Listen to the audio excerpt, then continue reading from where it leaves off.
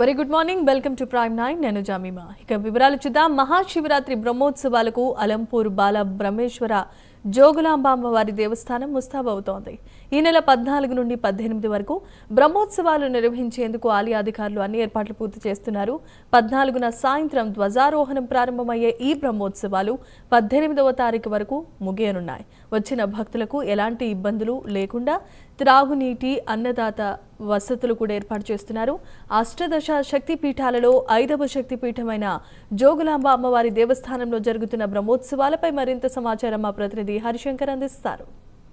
మహాశివరాత్రి పర్వదినాన్ని పురస్కరించుకొని అష్టాదశ శక్తిపీఠాల్లో 5వ శక్తిపీఠం తెలంగాణ రాష్ట్రంలో ఉన్నటువంటి ఏకైక శక్తిపీఠం అయినటువంటి జోగులాంబ అమ్మవారి బాలబ్రహ్మేశ్వర స్వామి దేవస్థానంలో పెద్ద ఎత్తున కూడా మహాశివరాత్రి బ్రహ్మోత్సవాలు నిర్వహించేందుకు అధికారులు అయితే అన్ని ఏర్పాట్లు చేస్తున్నారు. 14వ తారీఖు నుంచి కూడా 18వ తారీఖు వరకు ఈ యొక్క బ్రహ్మోత్సవాలు నిర్వహించేందుకు అయితే అధికారులు ఏర్పాట్లు చేసిన పరిస్థితి ఉంది. ప్రధానంగా 14వ తారీఖు రోజు సాయంత్రం ధ్వజారోహణ కార్యక్రమంతో ప్రారంభమవుతున్నటువంటి ఈ బ్రహ్మోత్సవాలు 15వ తారీఖు రోజు మహాశివరాత్రి సందర్భంగా ప్రత్యేక పూజలు నిర్వహించిన తర్వాత 15వ తారీఖు రోజు సాయంత్రం నుంచి కూడా పెద్ద ఎత్తున భజన కార్యక్రమం, అదేవిధంగా రాత్రి లింగోద్భవ సమయంలో స్వామివారి కళ్యాణోత్సవం నిర్వహిస్తారు. అదేవిధంగా 16వ తారీఖు రోజు రథోత్సవం నిర్వహించిన తర్వాత 18వ తారీఖు రోజు ఆపదోత్సవం తర్వాత యొక్క బ్రహ్మోత్సవాలు ముగింపు చేసేందుకు అధికారులతో పాటు ఆలయ అర్చకులు అన్ని ఏర్పాట్లు చేసిన పరిస్థితి ఉంది. మనం ప్రస్తుతం జోగులాంబ అమ్మవారి దేవస్థానంలో ఉన్నాము. పెద్ద ఎత్తున కూడా ఏదైతే వచ్చే భక్తులకు ఎలాంటి ఇబ్బంది లేకుండా స్వామివారి దర్శనాన్ని కల్పించేందుకు అయితే ఏర్పాట్లు చేసిన పరిస్థితి ఉంది. ప్రధానంగా ఏదైతే ఈ యొక్క వేసవి కాలం సమీపిస్తున్న నేపథ్యంలోనే ఈ యొక్క చలువ పందిళ్ళు ఏర్పాటు చేశారు. భక్తులకు ఎలాంటి ఇబ్బంది లేకుండా తాగునీటి వసతి కావచ్చు,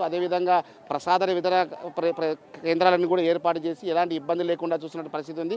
నదీ పరివాహక ప్రాంతం ఉన్న నేపథ్యంలోనే పెద్ద ఎత్తున ఇక్కడ గజయితగాలను ఏర్పాటు చేయడం జరిగింది. ఇక్కడ స్నానానికి నది లోపలికి ఎవరు వెళ్లకుండా కూడా అధికారులు అనుమతి నిరాకరిస్తున్న పరిస్థితి ఉంది. అదేవిధంగా ఈ యొక్క వేసవి సమీపిస్తున్న నేపథ్యంలోనే ఇటు చలువ పందులతో పాటు తాగునీటి వసతితో పాటు ప్రసాద వితరణ కార్యక్రమాలు, అదేవిధంగా స్వామివారి దర్శనానికి క్యూ లైన్లు భారీ ఏర్పాట్లు అయితే చేసిన పరిస్థితి ఉంది. మనం విజువల్స్లో చూస్తున్నాం. స్వామివారి సంబంధించి ఏర్పాట్లు కొనసాగుతున్నటువంటి యొక్క టెంట్లు కావచ్చు, అదేవిధంగా మ్యాట్స్ కావచ్చు, అదేవిధంగా బల్లీసులు అన్ని ఏర్పాటు చేసి స్వామివారి దర్శనానికి వచ్చే భక్తులకు ఎలాంటి ఇబ్బంది లేకుండా చేస్తున్నారు. ప్రధానంగా శివస్వాములు ఈ యొక్క క్షేత్రంలో మహాశివరాత్రి రోజు పెద్ద ఎత్తున వచ్చే అవకాశం ఉన్న నేపథ్యంలో శివస్వాములకు తగ్గట్టుగానే ఏర్పాట్లు చేస్తున్నారు. భారీగా ఏర్పాట్లు కొనసాగుతున్నప్పుడు వచ్చినటువంటి శివస్వాములు ఈ యొక్క అల్లంపూర్ మహాక్షేత్రం నుంచి కూడా ఏదైతే అల్లంపూర్ నుంచి ఏదైతే వెంకటాపురానికి కూడా, అదేవిధంగా శ్రీశైలానికి ఇక్కడ నుంచి పాదయాత్రగా కొనసాగేటువంటి భక్తులకు ఇబ్బంది లేకుండా ఒకవైపు హెల్త్ డిపార్ట్మెంట్ కావచ్చు, అదేవిధంగా రెవెన్యూ డిపార్ట్మెంట్ కూడా పూర్తి స్థాయిలో కూడా సహకరిస్తున్న పరిస్థితి ఉంది. ఎక్కడికక్కడ క్యాంపులు ఏర్పాటు చేసి వచ్చిన భక్తులకు ఆరోగ్య సమస్యలు ఉంటే వారికి టాబ్లెట్స్ కావచ్చు, మిగతా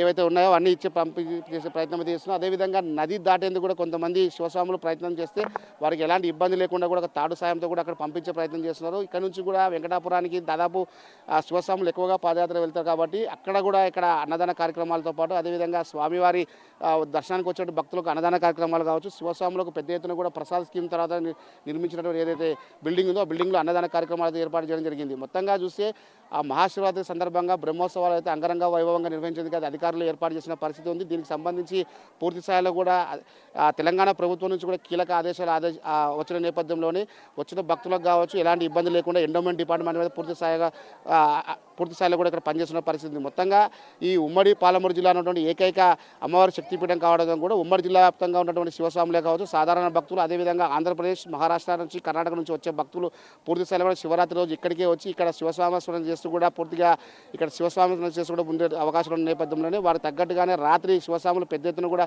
మాలా వితరణ కార్యక్రమం ఇక్కడ నిర్వహిస్తారు కాబట్టి దానికి తగ్గట్టుగానే ఏర్పాట్లు చేస్తామని చెప్పి ఒకవైపు అధికారులు చెప్తున్న పరిస్థితి ఉంది. ఇది ఇక్కడ ఉన్న తాజా పరిస్థితి.